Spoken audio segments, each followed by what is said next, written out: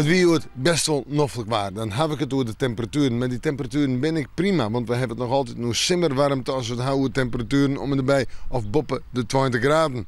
En het wie juster zo en het wie juist zo. Maar dan moet de zinnen er wel bij wezen. En er kwamen juist buien voor. En die buien binnen we nog net hier en daar van nou. Joen en vannacht. Wel joen een paar buien, dan een droge periode. Vannacht eerst opklarings, letter bewolking en letter vannacht alles even ruim. De temperaturen vannacht zijn 13, 15 of 16 graden. De hoogste temperaturen op de eiland. En een matige, want vrij krachtige wind uit zuid-zuidwest. Morgen, we hebben het over eerst ruim de nacht, de buien en dan letter nog eens een keer wat meer zinnen. En de temperaturen zijn 19 en 21 graden. Misschien in het zuideerst nog een graadje hoger, maar dat spant er wat om. En de wind is sterker, matig en krachtig, komt uit het zuidwesten uit.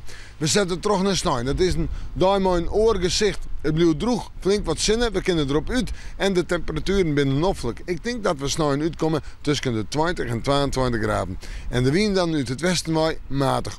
Een prachtig koeltje voor de watersporters. Ja, manje en tiesje, 2 droge dagen. En de temperaturen 21 of 22 graden. Vakantiewaar, simmerwaar en simmerwarmte. Op waasje lijkt het wat anders. Dan hebben we zo'n 19 graden staan en kansen op een buiken. Maar dan is er meer bewolking. Hoewel de zinnen nog wel even tevoorschijn komt. En we moeten morgen maar weer even in het waarsje.